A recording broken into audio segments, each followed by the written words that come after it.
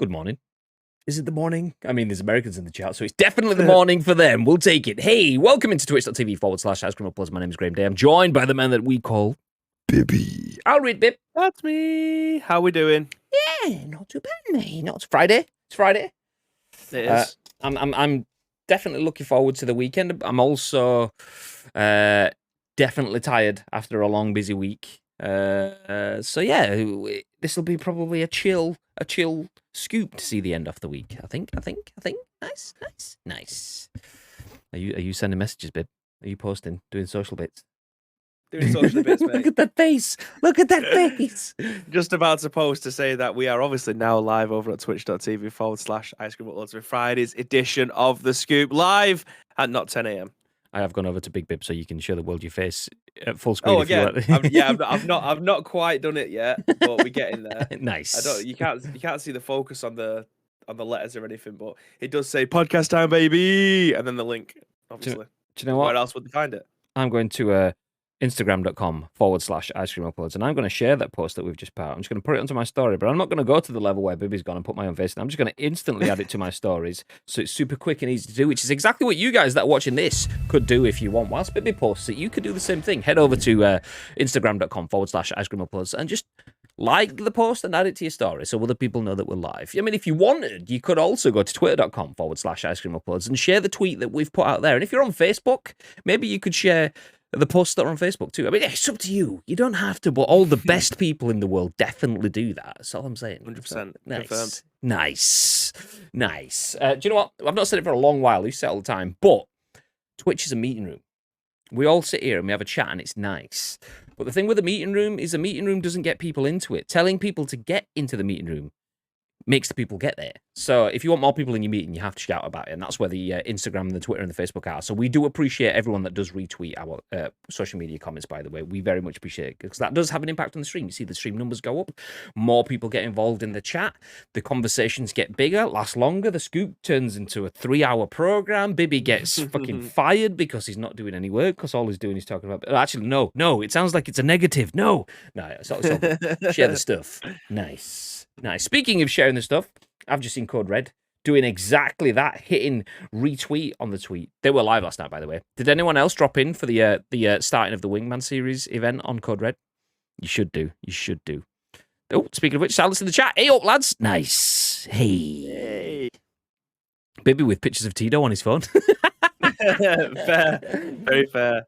Nice. Finals tonight. Oh, didn't realise it was back-to-back days. Okay, nice. How did it get on? So I started watching the first bit. I was there through the Traves banter in the chat, and I saw the end of the first game. I can't remember the team names, but it was two dudes. And there was two dudes. Well, it was 4 dudes. There was 2 dudes on a hill that were split, and it's like, well, they've easy got this in the bag. And then was he called Hunter or Hacker? Hacker, that's what his name. I mean, Hacker by name, Hacker by nature. Just turned on a sixpence and about 7 million miles away, just absolutely lasered someone in the face. And then it was pretty much game over. Fuck, goddamn. So yeah, I did see that. But then after that point, I was flagging, so we went to bed. He was probably nice. I say I went to bed. No, we went to bed. I didn't go to sleep. Danielle went to sleep. I laid there, and as soon as I head at the pillow, it was like, bing! Wide awake then. So I jumped back on my phone like every couple of minutes thinking, I'll go to sleep. I'm just gonna, did I do that? Ah, shit, did I send that email? And then next thing you know, it's 25 to 1, and you're like, fuck! Go to sleep. But anyway, enough of that. Life problems aside. Smalls TV, welcome in. I believe too. Smalls, thank you very much for being here. P Honey's in, and Demos. Hey, how are we all doing? Good after mornish. How are we all? It was just you and me downing each other, Demos. Excuse me. This is not quite a family stream, but it's also for the benefit of this, a family stream. So if anyone didn't catch that, Mr. Demos and P Honey were downing each other repeatedly. Whatever. I mean, you know what? It's a modern world. You guys do whatever makes you happy. Fill your boots or each other. Whatever. It's fine. Actually, PUBG reports. Okay, there we go. Context is in the chat. Okay, we're back in the room now. They were checking the PUBG reports. Let's go. It's the fact that phone is gone. It was just me and you downing each other, and Demos has gone, I know, I was there. Whoop. Okay, Dad. My kind of banter, though. Let's go. Crap. Got a meeting, BRB. Oh, you go down someone else then. Nice. How'd you forget that you've got a meeting? Oh, shit. I'm meant to be somewhere else. I've done it before. So no comment. Yeah, that's the one class. Exactly. Yeah, that turn from hacker just shitting on that other dude. It looked like they were out. They were basically pinned on a tree and they were getting a 90 on them, and then it was game over. Good night. Went from watching proper players to watching me. I was there for quite a bit actually, Phony. Yeah, so that was actually, so when I went upstairs, I usually do a little bit of a hi, check in with everyone just before I'm going to sleep kind of thing. And yeah, I was there for a little while she was downing Demos. Good afternoon, Smithy. Welcome in, dude. All right, treacle. If we can all just mass report Smithy, by the way, because he definitely hacked, stream sniped, and all the other stuff when his team was involved in destroying our team on Wednesday. And it wasn't just a friendly rival. I mean, to be fair, I'm the one that could be getting done here because I even mentioned it on the stream. Smithy came up in the kill feed. I was like, oh, Smithy. And then I can't remember who it was. I don't know if it was West by that point. Someone said, oh, Smithy's streaming tonight. And I was like, is he? And then I had a quick look at the stream list and I couldn't see Smithy's name. So I thought, do we not even follow Smithy? So I typed in Smithy's name to bring up his channel to drop a follow, realised we did, and then instantly thought, well, how bad does this look? Graham's just opened up Smithy's stream. So I closed it down straight away. I mean, then he still shit on us anyway. So even if I was stream sniping, I'm not very good at it. Find out where he is. Hey, that guy could kill us really quick. Nice. So I was like, oh, let's just close it down straight away. And then I mentioned it straight after. I was like, oh, just in case anyone knows. If anyone goes, oh, yeah, Ice Cream Uploads in the chat as well as in this. I was like, ah. So, yeah. So basically, I tried to stream something and it didn't work. I got good shit on, kid. Good shit on. Anyway, that's enough of that. Do you know who else is getting shit on? Hit me with it. Warzone players. Yeah, of course they are. Why? I don't know. It's just an easy tangent into the article, so I thought I'd say it. Nice. Okay. I don't actually know. No, this is so we're going to kick things off talking about Call of Duty today. As Warzone 2, the community is worried. They're worried, baby, I tell you, because the Steam player count has dropped below 100,000 players for the first time. Imagine being worried that your game's dropped to 100, below 100,000. Less than 100,000. There is only 99,000 people playing the game. Oh, no. Oh, poor guys. I mean, I don't know how to manage it. That's just on Steam as well. That's not even console. That's the Steam player count. God damn. So that's what we're going to kick things off. That's an article at the game by Joshua Henry. The tagline does say, Season 2 may be more important than Infinity Ward realizes. We're then going to jump ahead into a few other stories after that. We're not going to go through those. We'll go through that one first. But the other stories that will follow, sticking kind of close to that, is the Activision takeover, as Bobby Kotick accuses Sony of trying to sabotage Microsoft's Activision takeover. Interesting. We'll then talk a little bit about PUBG devs. Well, specifically, Krafton, the people behind PUBG, as they are making their own take on Escape from Tarkov and DMZ from within Warzone. Basically, it's a Warzone stream. Somehow, we'll talk about Activision Blizzard and Takeover. Yeah, it's Warzone. We'll talk about PUBG. Yeah, DMZ, which is Warzone. Nice. So, no, we will break from Warzone eventually, though. We will talk about Nacon, who are going to show off Lord of the Rings Gollum and the new RoboCop game. It's a new RoboCop. We spoke about it on the channel about 12 months ago, maybe more. But they're basically having a Nintendo Direct, but a Nacon Connect next month. So we'll talk about that one. And then we'll finish up with FF. Free game Friday. Nice. I love how Bibby gets the he understands the mission there. Bibby wobbled his head to the beat and he can't even hear it. Yeah. What a guy. I understand the assignment. Yeah, he's nice. He's on mission. He's on task. Let's go. Speaking of that, being on task, that's great, unless you are a Warzone player. As you know, the numbers are dwindling. Only 100,000 players playing the game right now. Okay, here's the article on screen. It says, for the first time in its relatively short life, the Steam play count for Warzone 2 and Modern Warfare 2 has dipped below 100,000, which is causing members of the community to be more than a little worried about its future.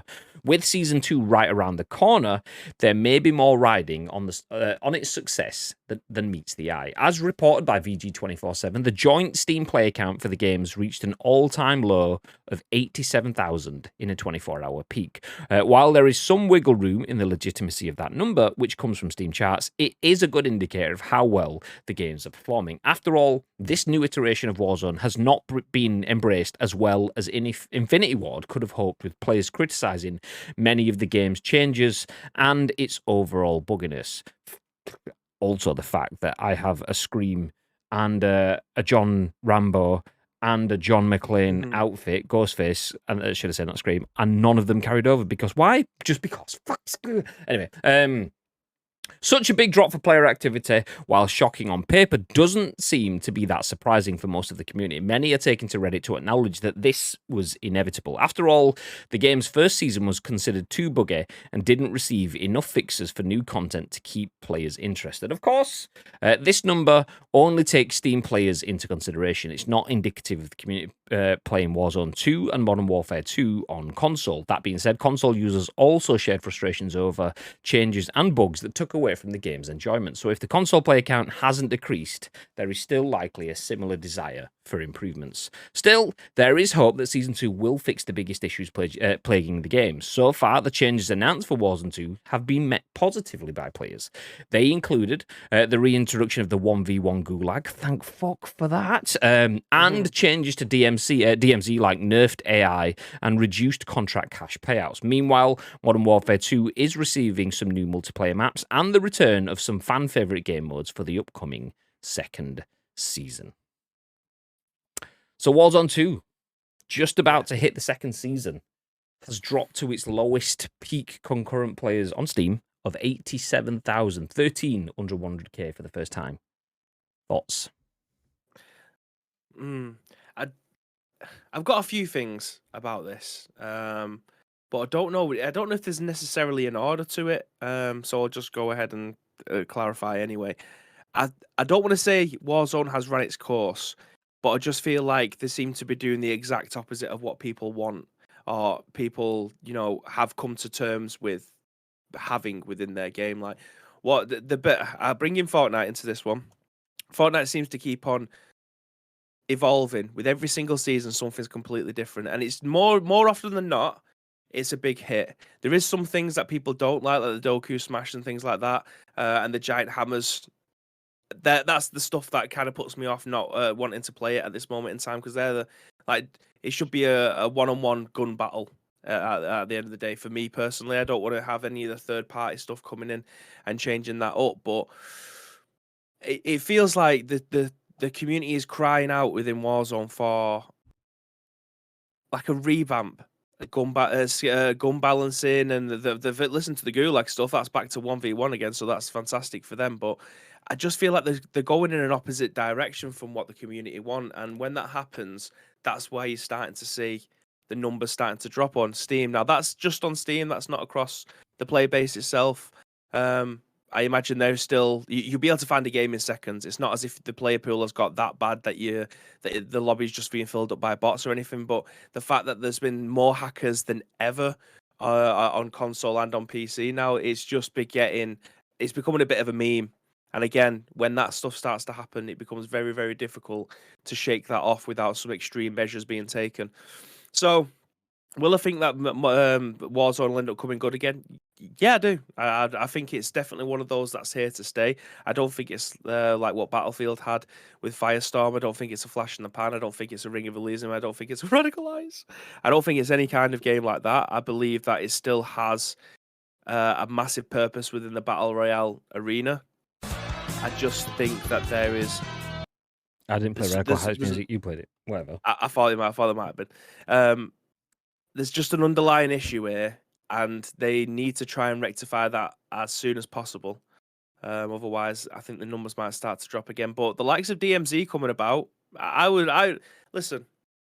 I don't like blowing my trumpet all that often. However, 4 or 5 months ago when that game mode dropped, I was praising the ever-loving shit out of that game because I was enjoying it thoroughly. I think it's exactly what the franchises needed. I feel like it just to have something that's not necessarily fighting Escape from Tarkov for the looter shooter genre. However, the extraction shooter genre, sorry, it's very, very, very, very good. And I think people are waking up to the fact that this game mode isn't just for banter and just to make up the numbers. That game mode is super fun, man. Like super fun. Do you know, I might rejig the order of the articles because you mentioned Tarkov and being an extraction shooter. I might jump onto that one next in a second. But the point that I'm going to mention off of this also ties into... So we've got 3 articles that all tie together. And we can't really follow all the conversations naturally from one to the other without jumping backwards and forwards. So there will be a little bit of that across these. But the bit I was going to mention is we're approaching season 2. The player count has dropped off. Is that entirely because players are bored and the game's not great and there's bugs and stuff like that? Or is it a case of we've got things like... I mean, Phony says it's Harry Potter's fault. Everyone's playing it and not Warzone. That's... And not just Hogwarts Legacy as well. There is many other games, obviously, that are continually coming out. So is it a case of people have got to... the end of season 1, they've already hit the top level. I can't remember what they call it in the Baton Pass in Warzone. It works really well, though. The fact that you go across the map and unlock certain things and stuff. If people have done, all that stuff, are they doing what I do at the end of a PUBG season? If I've got time left, I'll use those 2 weeks to just tick off my dailies or whatever and then play some Fortnite or something else. Is that what other people are doing? I mean, it could be. It could be that. Or is it a case of, I mean, does that include the figures for DMZ? I imagine it probably does. I mean, I'm going to say, does that mean that people are dropping into DMZ? But it's within Warzone, so that would count that. But even that in itself is a huge thing. The fact that... I don't think it is. What? Warzone and DMZ, DMZ is part of Modern Warfare. I don't think it's part of Warzone. Well, I mean, this is counting both stats though, so it would still get it. Is then. it? Yeah, it says so. Oh, okay. It was cumulative for Warzone 2 and Modern Warfare 2. So right. My apologies. Yeah, all right, babe. Shut down, mate. It's all right. I mean, I didn't know, and then you just didn't know it as well. So we were both the same. Let's go. So if you want any more educational podcasts. Why do we bother? Yeah, I don't know. So yeah, that does tie into. Do you know? We will keep the articles with the order that we did have them. We will jump into the Activision Bethesda one next because that does tie into the fact that there is so much content within Warzone, within Call of Duty, should I say? Because you've got Modern Warfare 2, which is an exceptional game. It is really, really good. You've also got Warzone 2, which is an exceptional game. It's really, really good. And you've got DMZ, which is an exceptional game. It's really, really good. Nice. So 3 very big, very successful games that are 3 different genres. Yeah, they're all FPS, but what did you call Tarkov? Not a loot shooter, an extraction shooter. So yeah. DMZ, you've got extraction shooter, which is not the same as an FPS campaign, which is not the same as a battle royale. 3 very different games. Warzone 2 is probably and arguably the old way of playing games. Single player story campaign. I know obviously that's a very deep story because obviously The Last of Us and things like that are proving that single player games massive and so on. But that's video games where they've come from. But for in a content creation world, bearing in mind this is a podcast on Twitch or a video on YouTube. If you're watching it, hi. Did I go through? I didn't even go through the intro. Fuck, goddamn. We'll come back to that shortly. So in a content creation world, DMZ and Warzone 2 are more likely to get the longevity, the shelf life because of battle royale and extraction shooters. And it's not a case of, we are the Tarkov devs, we've made one of those. We are the PUBG devs, we've made one of those. We are Epic, we've made one of those. We are, I was going to say Battlefield and EA because they've made a shooter story mode with Battlefield, but yeah, the story was there even a story in Battlefield this time, or was it just I don't know. Nobody really knows. There is some sort of meaningless lore, but there's no story mode. No. Okay. But even still, yeah, 3 different games, which is huge. Having 3 massive market-leading game modes in one game. That's the only reason why hitting 87,000 concurrent players is a bit worrying, because there is 3 huge modes there. That's 3 top-level games not getting 100,000 between them could be quite worrying. But that shows just how big and how successful and how much of a behemoth Call of Duty and Activision's brand is. It's monumental. So should players be worried? Probably not. Does it mean it's the beginning of the end? I mean, it could do. But Season 2 is just 5 minutes away, and all it takes is one great pop. And that could be because everything else has just had its day. Harry Potter's come out, everyone's done the story mode, nobody can be asked anymore. Bosh, what should we do? Should we jump back into Warzone? All right, yeah, nice. And if that happens just at the same time Season 2 hits, and they've got a really cool skin, or a really cool mission, or a really cool function, that's it. Everyone's playing it again. Jobs are good. And so...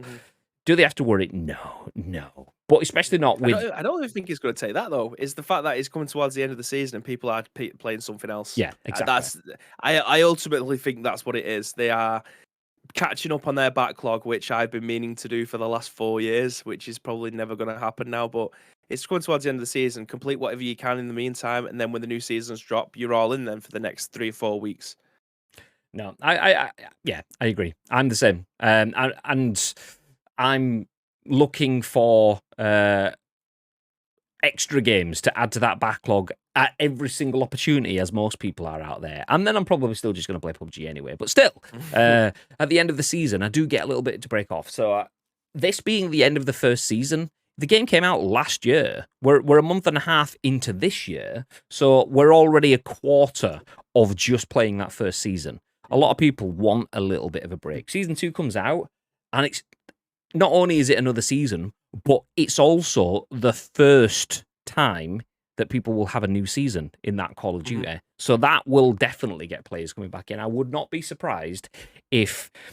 I mean, who do you watch on Twitch? If you're looking at the big names, not that Tim the Tapman and the Doc are there anymore, but your Summits or whoever your big streamers are, they will all be back in Warzone when Season 2 hits. Fact. You can quote us right now, it will definitely happen, and the numbers will be massive because everyone's watching it and playing it, and everything will be good. Nice. Which then leads nicely into our second article, which is not a very nice article, really, because these people just have friends and everyone's having to go at each other because that's what it is in video games, but still. Fact, says JMK. All right, Rafa, Mr. Benitez, chill out. Good. Cookies, hey, welcome in. Good morning. I assume it's good morning for you. Hey. I did my good deed and didn't thirst Mike. You did. To be fair, you did. I mean, it definitely should have done. That's what it was. It was Dr. Mike. You should have done. You should proper put him right. I mean, the stuff he was saying about you. You didn't pop up in chat, because I was there for like a split second. It was only as the screen opened, I was like, close it off. And I was like, fuck, what am I doing? So, yeah. No, not surprised Warzone 2 is dead and full of hackers and DMZ shits on Warzone. Yeah, annoyingly, I've seen a bit of DMZ, thought this is definitely my kind of jam. Bibby's played a bit of DMZ and thought this is definitely my kind of jam, and we still didn't play it together. Or maybe we tried and it didn't happen. So because I went in on my own and was just getting bullied by AI, I thought, fuck this shit, I'm out. So yeah, definitely, it's just something that we should definitely play. Definitely. I agree. 12, good afternoon, P Honey. Driving and lurking.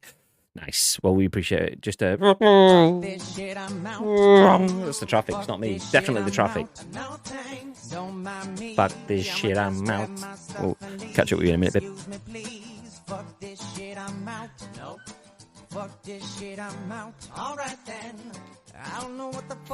Nice. I should probably keep talking on this because if this hits YouTube, we're just going to get absolutely struck. God damn it. Longer than I thought, sorry. No, it's fine. You just get your stuff out first, Nietzsche. All right, yeah, take over the entire show. Whatever, mate. Anyway, no, we were jumping into this bit. Boop. Andy Robinson at VGC says, Bobby Kotick accuses Sony of trying to sabotage Microsoft Activision's takeover. The exec claims PlayStation chief Jim Ryan has stopped talking to both. No.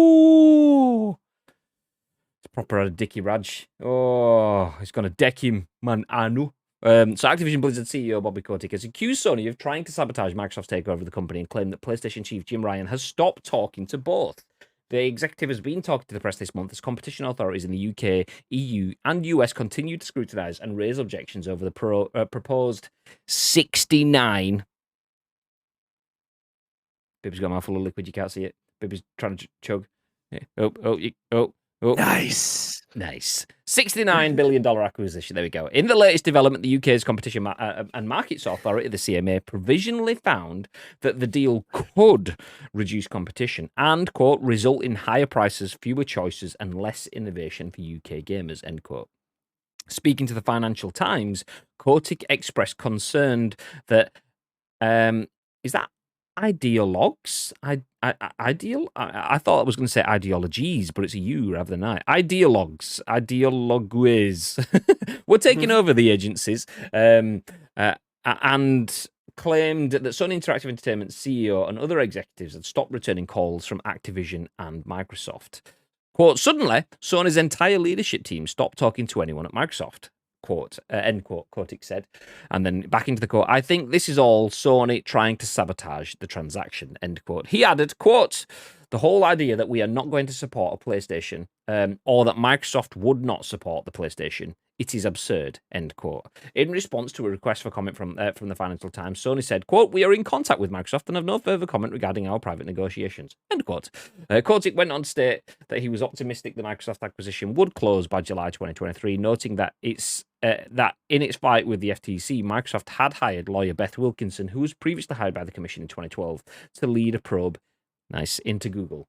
Quote, she feels like if she's going to have to litigate against the FTC, she will absolutely crush them, he said. Last month, Microsoft accused Sony of misleading the EU regulator of its commitment to keeping Call of Duty on PlayStation, a key issue in regulators' scrutiny of the deal. We'll stop there. We don't want to talk about last month's stuff. Basically, two things. The CMA, the Competition Markets Authority, is that what it stands for? In the UK, said that, UK's Competition and Markets Authority provisionally found that if Microsoft took over Activision, it would result in higher prices, fewer choice, and less innovation for UK gamers. AKA, they don't want Microsoft to buy Activision Blizzard. And then the second part of the story is that Sony are not returning calls. Microsoft are trying to speak to Sony, and Sony are going, sorry, there's no one in. Please try again later. Which, if I'm being honest, just sounds par for the course, because Microsoft have subpoenaed Sony to give them shitloads of information. So if someone's going, give us all of your secrets, I think you'd probably be a little bit like, well, I'm not going to answer the phone call. I fucking what? Yeah. Anyway, babe, thoughts? Yeah, again, it's still handbags in it. It's still handbags. It's bizarre that this is being dragged out. Is literally.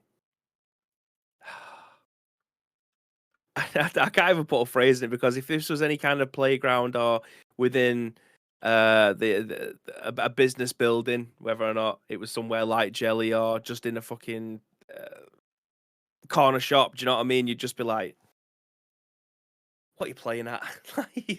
It's just one thing after another, and then like Bobby Kotick saying that they're not returning calls and stuff. I mean, to be fair, who's gonna fucking pick up the phone and listen to that whopper? It's not gonna happen, is it? Like, I wouldn't have fucking answered the phone to him. He's a prick. But they're literally doing anything that they can, whether or not it's underhand or not, to try and get this merger being pushed through.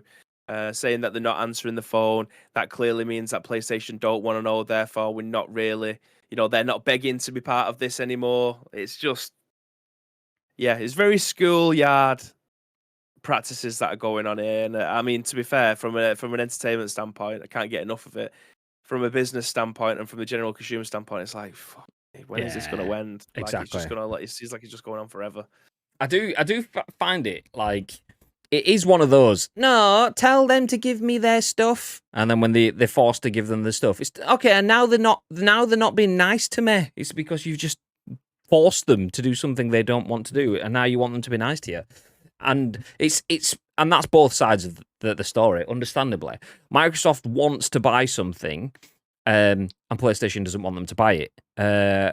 So Microsoft then wants PlayStation to do something for them, so therefore PlayStation's not going to do it. It's 6 and one, half a dozen the other in that sort of sense. It's interesting. The only thing of real interest and significance in there for me is the UK CMA going, this is harmful. Because that is the first time that this sort of thing has happened, I believe. Unless I've missed something recently. Because we got Brazil initially early on going, no, this is fine. Yeah, whatever, you guys can crack on. But it was only the UK CMA at their first look at it have gone, nah, this is a bit dodge. And it doesn't mention it in this article, but the article I saw the other day mentioned that they would only entertain that idea of Microsoft buying Activision if one of 3 conditions, and I can't remember what they all were, but the first one was you can buy Activision Blizzard, but you have to divest. And I assume in this situation that means get rid of or not include or sell separately Call of Duty. So you have to, the first point is you can buy Activision Blizzard, but you can't have Call of Duty. And then the second one was you can buy Activision Blizzard, but you have to, you can buy it, but you have to sell Activision, or you can buy it, but you have to sell Blizzard. AK, you can't get Call of Duty and Warcraft and everything else, Overwatch and stuff, all in the same deal, because that's too big, that's too much, effectively. So, yeah, those are some pretty big clauses there. I mean, that doesn't mean that's where it'll end. These are their preliminary findings. They could come back and go, oh, we accidentally just stumbled across some new evidence, which just by chance was next to a big brown wallet full of cash, which says that it's all fine. Let's go. Nice. I mean, it could be that. But the fact that someone has looked into it and has seen, I've said all along, do I believe that this impacts on open markets? Is this an antitrust sort of case? I do believe it is. And just the last article that we've had, 100,000 players is a benchmark that most games will never get to concurrently on Steam. And Activision has just seen Call of Duty drop below that for the first time over 3 months after launch, and it's only just dropping to that, and they're a bit worried. But they've got new content landing next week. And this sees a game that has a market-leading extraction looter. It has a market-leading battle royale, and it has it is, no one can tell me different, it is the market-leading single-player campaign for an FPS. Nothing like gets past. Call of Duty is, at its best, hasn't been surpassed for me. So market-leading across multiple different genres that are leading the world in terms of video games. Not only one, but all 3. So for me, I don't think that's controversial. Yeah, exactly. So for me, I said that there was always antitrust issues with Microsoft buying this because they are buying multiple markets in one. I didn't think that it would have been a problem, though. I said I can still see this is going through. So whilst I do have issues with it myself from a consumer standpoint, I also said I was getting an Xbox and Game Pass for Christmas, so I also on that side wasn't bothered because I'd have still had access to it. But not everyone. As long as you're okay, Graham. Yeah, exactly. You know what I mean? Not everyone has that ability, though. Not everyone has a PlayStation and an Xbox. Not everyone can get an Xbox and afford to pay the monthly subscription to Game Pass and so on. So there are all sorts of ways that can damage the audience, which is where the CMA have acted on it. So Bobby Kotick's saying that Sony aren't picking up the phone and they're trying to sabotage the deal. I mean, not answering the phone is not trying to sabotage the deal. That's just not helping the deal. You're taking 2 and 2 and turning it into 10. Okay, I'm not going to make it easy for you. It doesn't mean that I'm actively stopping it from happening. That would be destroying evidence and stuff. And I bet that's the kind of thing that Bobby Kotick and the teams at Activision have done over the last few years when they've been pulled to court and stuff. So, pot, kettle, black. Anyone, Bobby? I mean, is this a face that you can just love? No, it's not. No, it's not. Okay, that's enough. That's enough Bobby Kotick for the screen. Get out of here. So, yeah, so the subpoena stuff as well. There was another article on that one. That may have also been VGC. There was a subpoena article about they have so Microsoft have subpoenaed PlayStation and said that they want access to shitloads of information, but PlayStation have pushed back on that and they've got it extended. Their time to have to present that information has been extended 4 times, and they're looking to try and get it cancelled because Microsoft are basically asking for what they really want. And if you read into it, is they want to look at PlayStation's emails and find an instance where me and Bibby two PlayStation geezers that work at PlayStation, and I've gone, Bibby, how good are we as a business? And Bibby's gone, yeah, we're proper good, biggest out here. And literally, that's what they're after. They want to find individual evidence, not company stuff. They are looking for specific individual accounts where people have gone, how good are our jobs and our games? We're the best. And someone's gone, yeah. And they'll go, well, clearly they're not that bothered, so therefore we're not a threat to them. And that's the kind of stuff that they're actually trying to subpoena. So if you want to get into the nitty gritty of being shithousey, then mention that, Bobby Kotick, for fuck's sake. So yeah, it's definitely playground arguments, but on a major, massive corporation scale. The only thing of real significance is that the CMA have mentioned that they don't like where it's going. So on that, it's definitely worth keeping our eye on it, see where it goes. But the Bobby Kotick and the backwards and forwards and Jim Ryan saying something and he shed, she shed. Nice, Xbox push. Let's go. So yeah, do you know what? I've had enough of it. Let's talk about DMZ a little bit more, shall we? Nice. Let's do it. Nice. Okay, we're not going to talk about DMZ, but we are going to talk about DMZ as a genre. As Wesley Yin-Poole at Eurogamer has this one, it says the people behind PUBG. Nice. Plan to take on Escape from Tarkov and DMZ with an extraction shooter of their own. Get me out of here. Nice. So the people behind PUBG plan to take on Escape from Tarkov and DMZ with an extraction shooter of their own. As spotted by the loadout, Project Black Budget was mentioned in parent company Krafton's recent financial report and described as, quote, challenging ourselves to popularize the extraction shooter genre based on our PUBG production and service experience. End quote. And then next paragraph says, expect, quote, an ever-changing PvPvE open world and satisfying gunplay that deliver unpredictable and exciting experiences, Krafton said. A launch is planned on PC, console, and mobile. No release window is mentioned. Project Black Budget is developed by PUBG developer PUBG Studios, formerly known as PUBG Corp. While the Battle Royale is past its astonishingly early 2018 peak, it remains one of the most popular games on Steam, and its mobile version is one of the most popular games in the world. Extraction shooters have increased in popularity in recent years, with Escape from Tarkov the genre's cheerleader. Activision recently entered the battlefield. Nice use of wordage there. With its own free-to-download take, dubbed DMZ, which is part of Battle Royale Warzone 2.0. Elsewhere, Krafton has the sequel to survival adventure game Subnautica in the works. Do you know what? We can stop talking about other stuff about Subnautica, Callisto Protocol, all that stuff. It's all in there. What's a DMZ shooter? DMZ is the demilitarized zone. It's basically Escape from Tarkov, but within Warzone. So you're playing Call of Duty mechanics, Call of Duty loadouts, Call of Duty weapons, but the idea is you drop in, you get all your shit, and you get back out again, and you build it up. It's Escape from Tarkov, but in a Call of Duty skin. Just like Warzone is PUBG, but in a Call of Duty skin.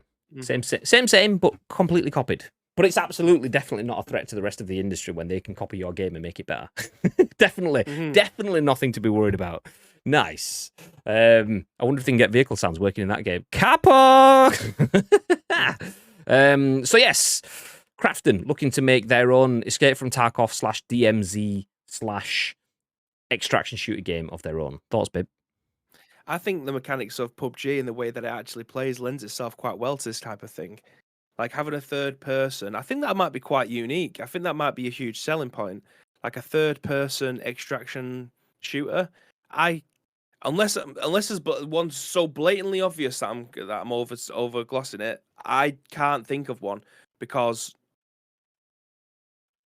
Escape from Tarkov's third person, DMZ's first person, Dark and Dungeon that I mentioned to you before, that's first person. Like, I can't think of one that isn't first person.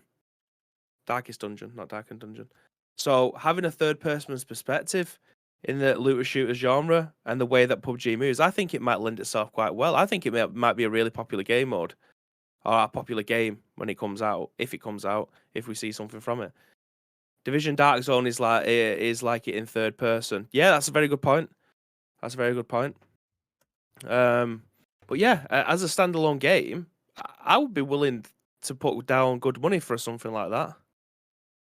Fuck. Okay, I'm gonna have to get rid of Crafton's. It didn't fit. That was me trying to get the title to fit in. Anyone listening to this will just hear Graham going, fuck! Yeah, I mean, surely that we most of our community, the PUBG players, they might not have played Escape from Tarkov yet, but they may have played some DMZ. Like, surely people that might interest others to be able to. I mean, it's not one of those games that you could necessarily think, oh, this is going to be like a great esports type of game, but as something that I like games with jeopardy, Graham. I like risk and reward in games. I mean, that's obviously what Battle Royale is at its core. Do you want to risk Sorry, dying? I'm laughing just to keep. Yeah, I'm laughing just so it doesn't get into the YouTube video. Funko Pop. So yeah, I like games with risk and reward, and I do think Escape from Tarkov offers that. So more games that Vigor as well. That's another one. Vigor. In fact, that is the third-person version. Vigor, whatever however you pronounce it. That is the third-person extraction loot shooter that I was thinking of, but I couldn't think of. But yeah, the risk and reward. I feel like it definitely offers itself with PUBG and the way that game moves. Sorry, I've just realised that when I copied Lotus's command for 12, it still calls him the Triggermeister in there, but he's not the Triggermeister because that's Lotus. So just tweak that. Nice. He's not the Triggerman. He's not the Triggermeister. It now says check out the one and only, but it's fine. Cookies asked what DMZ was. I only play PUBG, haven't played anything else, but I think I understand. Thank you so much. You're welcome. Division Dark Zone is like in third person. Yeah. Maybe I'll repeat that one up. Welcome in, Tezza, by the way. Run DMZ. Oh no. Like nice.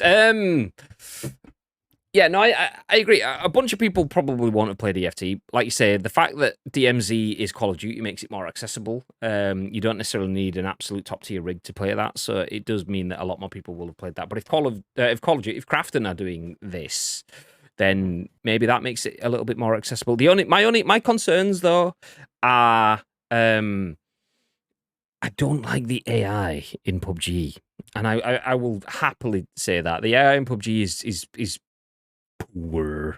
Whereas the AI in an extraction shooter has to be good, and not too good, but it has to be good. And that's a difficult mix. We've already seen with Escape from Tarkov, was in its early days it had ridiculous AI, which they've refined that over time. Same thing with DMZ, stupid AI, like ridiculously complex. But they've managed to figure that out. They did mention that they will work. They'll challenge ourselves to popularize the extraction shooter genre based on our PUBG production and service experience. So yeah, that's where I'm making that comparison. One of PUBG's best at providing a human experience. It's not as good for me at providing an AI experience. And in PUBG, that is based off of 30 minutes of gameplay. If you're playing something like DMZ, which your 30 minutes don't stop at the end of your 30 minutes, what you get in terms of gear and loot actively impacts on your situation going into the next games and so on. So if you're just like doing everything you need to stalk some dude so you can get the killer headshot and take all his loot, but then you get some bot behind you going firing an M16 up into the air, but he accidentally shoots you straight in the face with one of those shots. Great, fuck's sake, nice. And yeah, so love the idea that there's more people building out the extraction shooter genre. Just do it better than the bots in PUBG. So that's me basically trying to rather than go, yeah, PUBG stuff, high-fiving strangers down the street like I usually do when we talk about PUBG. That's me trying to be a bit more critical of it. PUBG has some great stuff, but that extraction, I mean, there's a lot in there that does benefit that. Battle Royale led to extraction shooter. It's a natural progression, just like it can with survival games as well. So there's definitely stuff within there. It just has to be done well. And if we start to get to the point where dodgy AI and loot crates are an ever-present thing, which both exist in PUBG, then it won't be great. So your service experience in PUBG isn't flawless, and your production experience in PUBG also isn't flawless. Nobody is ever going to be bad for saying that because it's facts. There is horrendous loot crate systems in PUBG, and that's part of their live service. And there is horrendous AI, which is part of their production. So, big fan of another extraction shooter, but I will take it with a pinch. We'll see. You never know, though, the AI might just be as impractical as it was in like Aliens Colonial Marines, where they just had to change a 0 to a 1 and then everything Working worked. game. Yeah, like it could just be as mad as that. Like, I have every faith that if something was to be based around AI, the majority AI, that something like that would work. But I mean, programming bots into a battle royale game, they're all fucking stupid. Yeah. Same with Fortnite, same with Warzone, same with anything. Like they're there to make up the numbers and numbers only. Realm Royale, for instance, the fucking the blimp flies over, it gets to the end, and they all drop into the same place. Like they don't drop going across the map. They all drop at the very end. So if there's a mission where you need to like Kill 27,000 people. or like killing them with a melee weapon or something, like you just go over, go pop, pop, pop, pop, job done. Like, yeah, they're all stupid. It's not just a PUBG thing. I'll let you into a little secret. I didn't know that, but I did see you getting some high kill games on Realm Royale, and I was thinking, Bibby's pretty good at this game, isn't he? So now you've just ruined it all. You've ruined it. That's it. Never meet your heroes, ladies and gentlemen. Never meet your heroes. That's it. Don't watch Bibby starting games. Only watch the end of his games. Jobs are good. Let's go. I am fucking minute Realm Royale though. Yeah, because you kill all the bots. Don't watch the first 5 minutes. Okay, we'll move ahead. So, Project Black Budget is like DMZ and EFT, but coming from the team at PUBG. See that? All the letters. Run DMZ, run DFT, EFT, PUBG. Nice, nice, nice. Let's go to 4 different letters, and those are LOTR, which is our next story. This is Chris Scullion at VGC. Even more letters for you there. You listen to the boys at ICU. Nice. I'm GD. Okay, you get the idea. So Nacon, who, let's stop for a second, are a video game publisher, but they were a video game peripheral manufacturer. They've actually sponsored our channel in the past, by the way. Shout out to Nacon for that. They gave us, back, I want to say 4 years ago, they gave us some Nacon Revolution controllers, which were officially licensed PlayStation controllers, and sponsored one of our... Basically, imagine the Royal Rumble, but smaller production, smaller event half the time, but playing a football game. That is effectively what we did. We did the ICU invitationals, and one of them was sponsored by Nacon. So we're familiar with these. However, since then, their business model has changed from peripherals and controllers into more video game publishing, which is where we are now. So Nacon will show Lord of the Rings Gollum and RoboCop in a new presentation next month. Just to point out, we are showing this article because it's actually interesting news. We don't have any affiliation with Nacon at all now, by the way. Just in case you're wondering, this is a hashtag spawn, hashtag ad. It's not. The next Nacon Connect stream will feature a number of upcoming games. So French publisher Nacon will be hosting a new presentation next month to show off some of its upcoming titles. The Nacon Direct presentation will take place on March the 9th at 6 p.m. GMT, and will, quote, share lots of information about forthcoming games, according to Nacon. End quote. Nacon has confirmed that Lord of the Rings Gollum will be shown during the stream, as will RoboCop Rogue City. They will be joined by Gangs of Sherwood, Raven's Watch, and TT3 Ride on the Edge. Nacon also says some of its sports and simulation games catalogue will also feature during the presentation. Taking place in parallel to the events described in the Fellowship of the Ring, Gollum is a story-driven action RPG in which players embark on a quest to retrieve the One Ring. The game, which has been developed and co-published by Daedalic Entertainment, has been... You all right, babe? Sorry. Scared choking again. Scared the shit out of me then. I scared myself. I didn't know it was coming. The game's been delayed numerous times since Baby started coughing. No, since it was originally revealed in 2019, originally scheduled for release in 2021. It was then announced in May 2022 that the game would be released in September for that year for PC, PS4, PS5, Xbox One, and Series X, Xbox X and S, with a Switch version to follow later in 2022. The first gameplay trailer arrived last June, but soon after, Nacon and Daedalic said the game had been delayed by a few months. And last month, Nacon stated that the game's new planned launch window is now sometime in the 6 months between April and September 2023. RoboCop Rogue City is being handled by the team behind Terminator Resistance, and will see original RoboCop actor Peter Weller reprising the role that made him a star in the 1980s. So while I ask you what your thoughts are, Bib, I will hit play on the trailer for Lord of the Rings Gollum that's embedded in the video. But Bib, thoughts? Yeah, I mean, the Gollum game doesn't really have that much of an interest to me.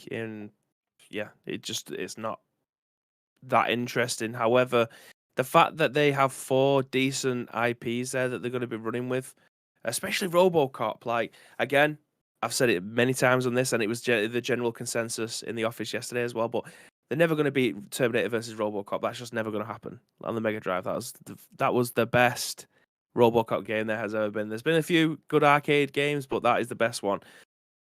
So I'm super looking forward to seeing what we'll look at from that standpoint. But the Gollum game, I'm not sure. I don't know if it's going to be that great.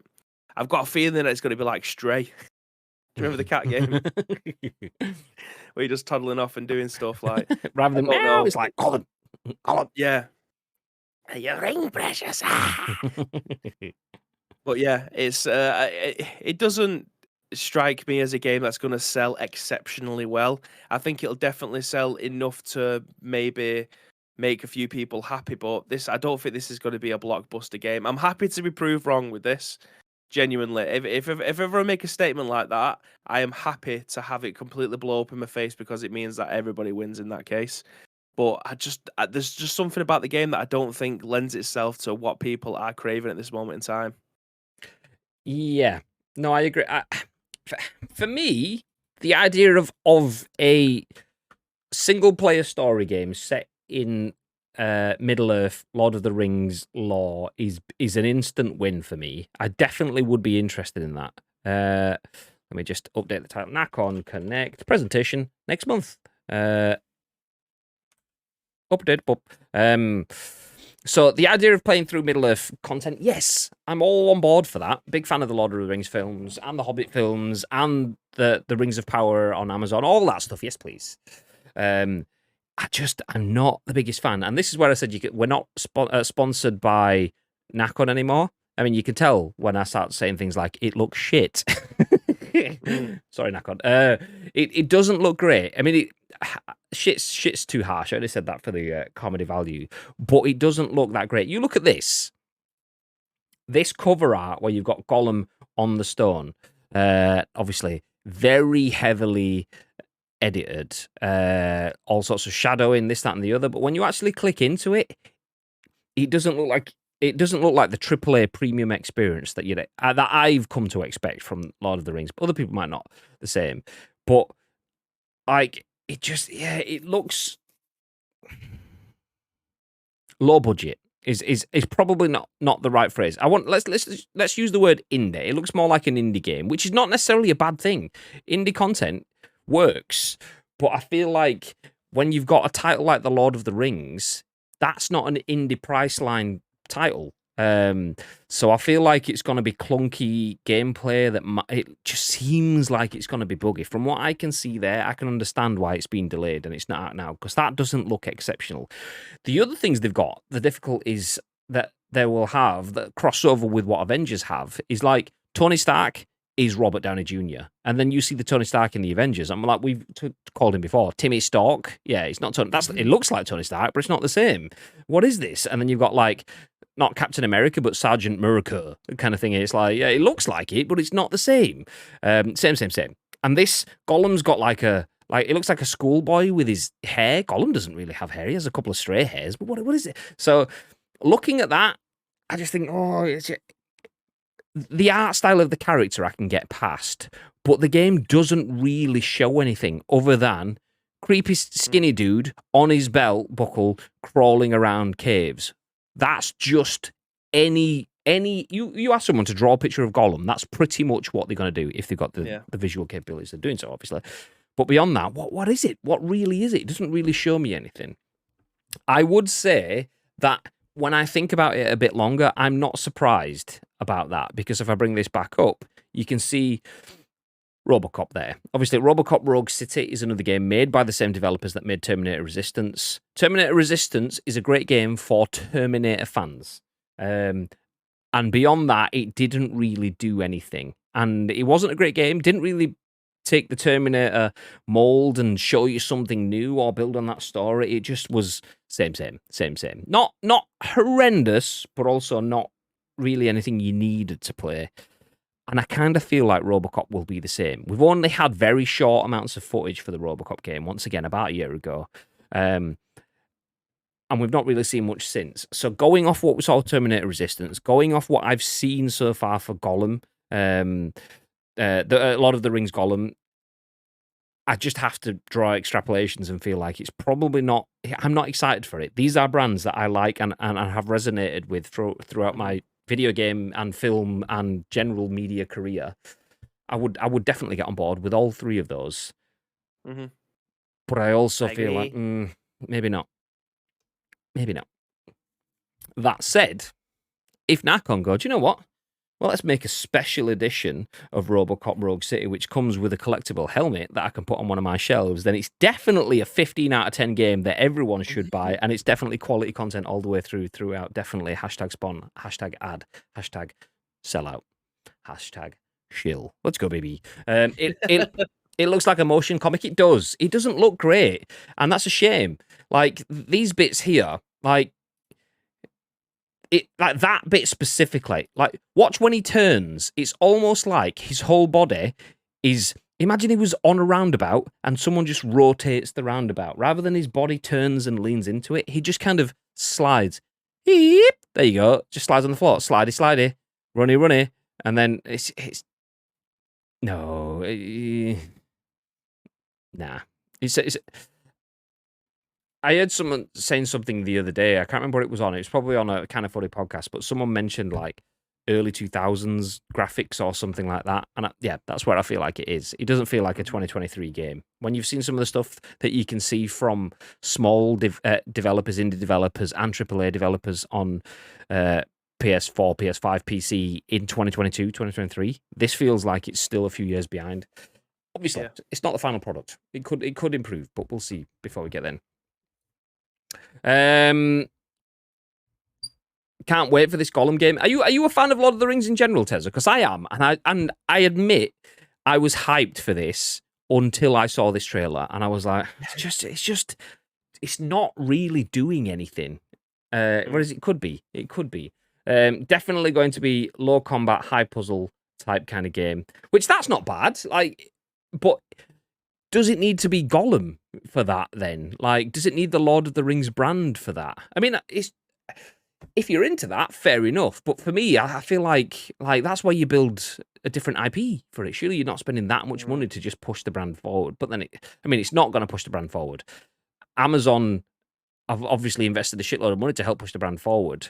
An indie dev working on a title from a small publisher is not really going to have the same impact, is it, I suppose? Enzo, you were trending again on Twitter earlier. We mentioned you. What have you been up to? Enzo. My name's Enzo. I trend as Enzo. What games have done something new? I think it might be me getting old, but I haven't seen much new in the past 20 years. Go here, collect a quest, go there, then deliver, come back and get another. I mean, that is true. And I did see comments about that, like Hogwarts Legacy. A lot of people talking about that at the moment. And stepping away from, obviously, the obvious controversy, there was a conversation about... All right, babe, settle down. Getting aggressive again. Honestly, it just keeps on coming out of nowhere, so I do apologise, guys. Yeah, there was a conversation about forgetting all the obvious controversy. A lot of people were rating it 8, 9 out of 10, but then we're also simultaneously saying it's actually an all right game. It doesn't really do that much, but it was getting rated 8 and 9 out of 10. And is that just because people see, it's a Harry Potter game, I've been wanting to play one of these forever? So is it just being rated on what people want it to be, not what it actually is? And if that is the case, then that does make sense to stick Lord of the Rings Gollum on it, because I just wanted to make a puzzle game. But if I stuck Gollum on it, it goes from being a 4, 5, 6 out of 10 to a 7, 8, 9 out of 10. So if that is the case, then fair play. Everyone license something. Don't make your own games. And that is a microcosm, big journalism word, let's go, for the world as it is at large. That is an example of why we are getting superhero sequels over and over again, which I'm a big fan of, by the way, shout out to that, and not films making something entirely new, because it's a safe, easy win that will get you critical acclaim and lots of cash. So yeah, stick Gollum on it, jobs are good. Nice. Unless it's shit, and then it's not. Okay. I love Lord of the Rings. Yeah. I wish they'd just remaster the OG games in crazy graphics. Same. Like this sort of like the Shadow of Mordor game, Shadow of War kind of things. Like we still talk about the Nemesis system almost every other month when we're talking about video games and how good that is in an impact on games. They have so much that they could do. Just make the original trilogy again, but in video games, jobs are good and people would buy that shit. It's the same thing with Pokemon 151. Give people what they want, and then you can't keep them on the hook to sell them what you want for the next 30 years. So, yeah. Shit, I'm trending again. I just can't avoid this 20 million pound price tag. Fuck's sake, Enzo. I've watched a few Hogwarts streams, and it's just the same. Collect quests, do it, but with a wizard court. And yeah, a few people have said that. A few people I've seen have said that. I mean, I obviously I've not watched anything. Not for the for a stance on it. I will play the game eventually, but I've not watched it just so I can see it for myself. But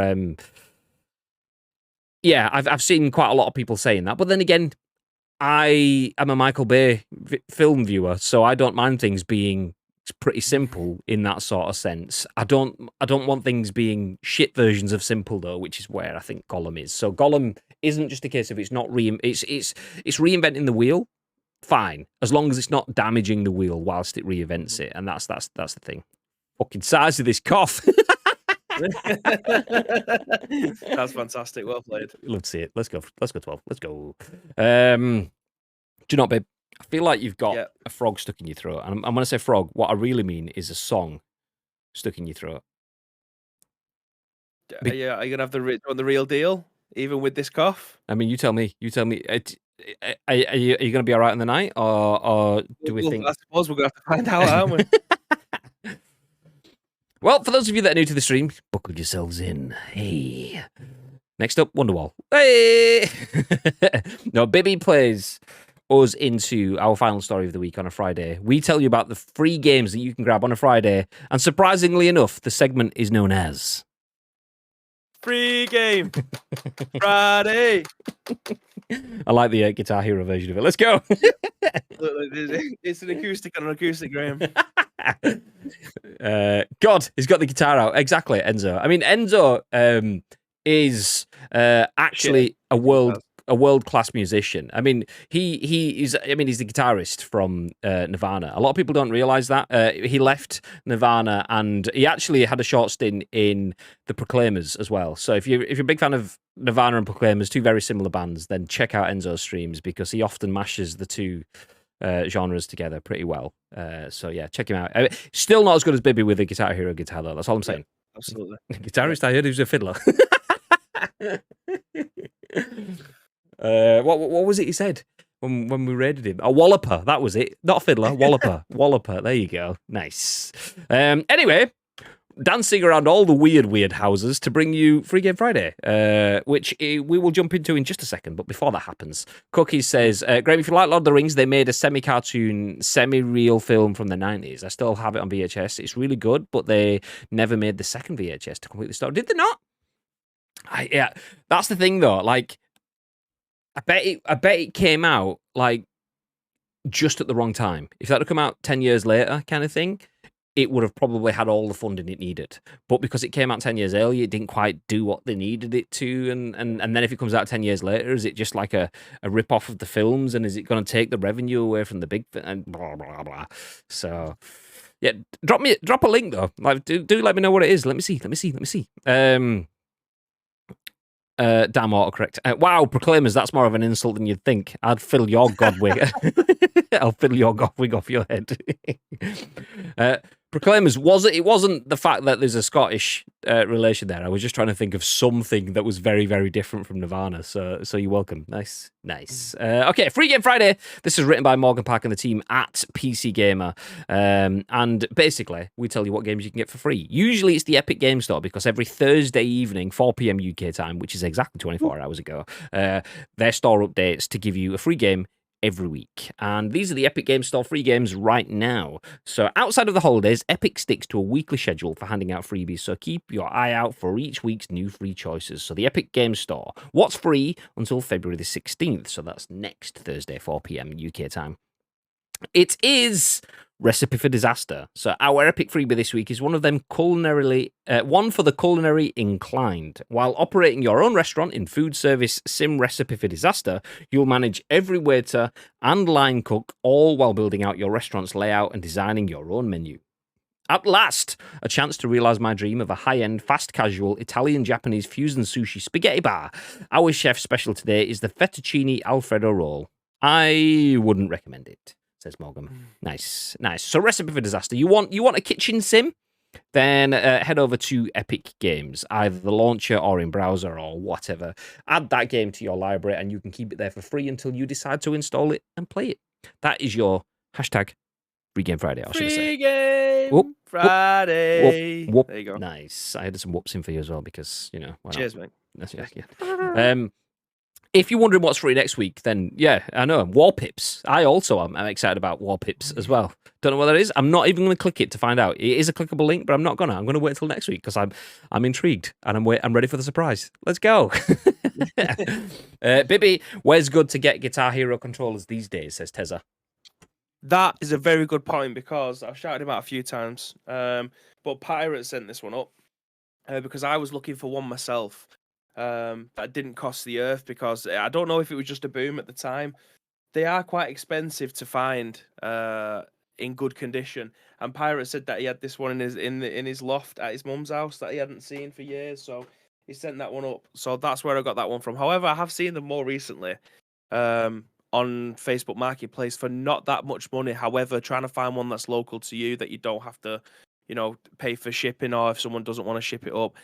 Few and far between, but don't go on eBay because they're well expensive on there. You're hoping that someone's mum who's been clearing out their loft is just trying to get rid of the shit that their kids have left behind, and you can pick one up for like 10, 15 quid. But alternatively, the best ones to get is the ones for the Wii, and then you can buy a cable for like £15 that you can plug directly into the Wii Nunchuk controller, then into your PC for you to be able to play Clone Hero, which you can just play like 50,000 songs rather than just playing like whatever's on a disc for Guitar Hero. So there's a lot of options out there. It's just whether or not you want to, try and look for them. But Facebook Marketplace would be my go-to, I think. Don't we have a bunch of them in the storage room in the studio? We have two Wii ones and we have two PlayStation 4 Guitar Hero Live ones.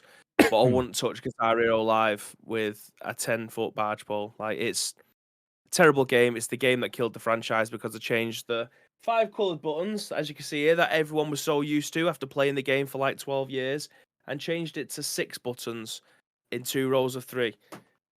Shit, wank, and you can't even play it now, I don't think, because it required an internet connection and they turned the servers off. So, yeah, don't bother. Let's go. Note to self, don't ever mention Guitar Hero Live to Babe. God damn! Yeah, You feel the venom. I remember going out and spending an absolute wad on it as well, because I love Guitar Hero games, and it was just the biggest disappointment. I remember my mates came over. We were having a night in, doing a Pro Evo tournament, and it was like, "Shall I bring Guitar Hero?" Well, or Rock Band, whatever it was called, where you all had your own drums and shit like that. I was like, "Yeah, go on then, let's give it a go." Daniel's out for the night. We can do some of that. Spent what felt like 6 days setting it all up in the living room. Did one song, realised we were all shit. We had no rhythm for ourselves, let alone with each other. Turned it straight off and just did the Pro Evo tournament that we were all there for. I'd have been all over that. Like, I properly love Guitar Hero games.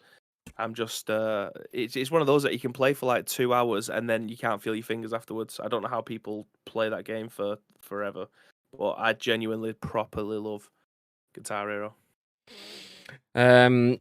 Proclaimers Enzo says, shit, 6 buttons, try 6 strings that cut your fingertips up and don't make nice sounds unless you practice 6 hours a day for 3 years.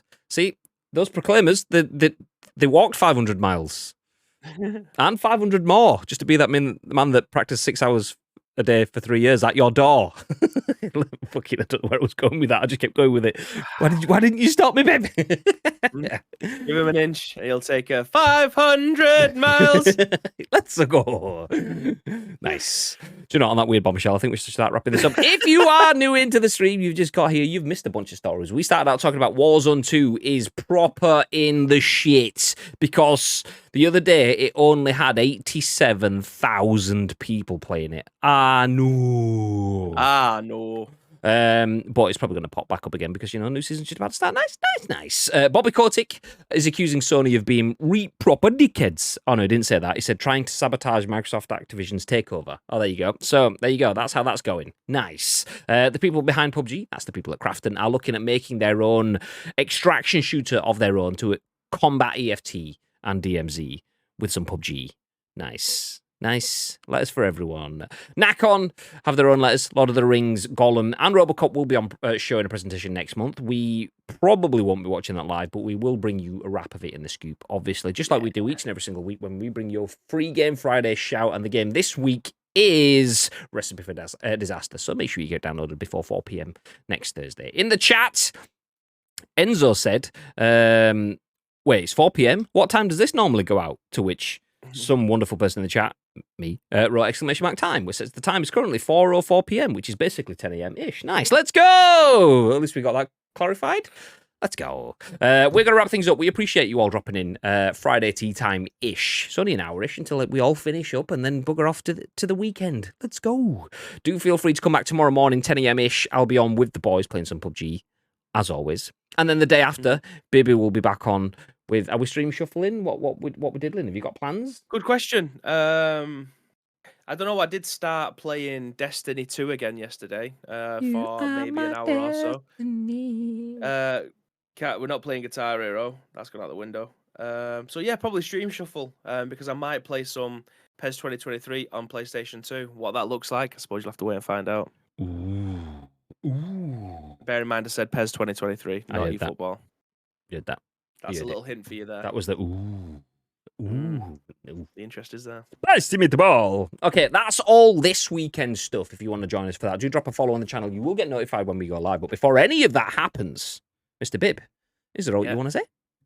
There is. Thank you very much to each and every one of you that have joined us for 5 whole shows this week. That's the first time this year, right? That's like the first time in a year. Yeah, for the longest time. 5 whole shows. So if you want to help shape the next 5 shows next week, there's 2 ways that you can do so. First of all, find us on social media. It's at Ice Cream Uploads across all major social media platforms, or alternatively, get involved with our Discord. If you're watching this on any of our on-demand services, go into the description below. All the links that you require will be listed there, but all we need from you is the URL plus your thoughts and opinions. We will then give you our thoughts and opinions on the very next show, which will be at what time on Monday next week, Mr. Graham Day. Well, it'll be exactly the time it is now, like we just said to Enzo in the chat. It'll be 10 a.m. Yeah. 10 a.m.-ish. We didn't do the intro because we just forgot, It's a late 10 a.m. today, so we just kind of forgot. But we are live on Twitch. The live stream is turned into a podcast, a video on YouTube, and an audio podcast on iTunes, Spotify, SoundCloud, and Google Play. There is almost 200,000 people that have watched this podcast on demand, so please do feel free to drop in. With any of those people, if you haven't been here for the course of the show, you can watch this episode and the other 7 million that we've done as well on YouTube and all of the other podcast services. But from us, have yourselves a beautiful weekend. Stick around while we drop a raid on one of our friends. And until next time, stay frosty.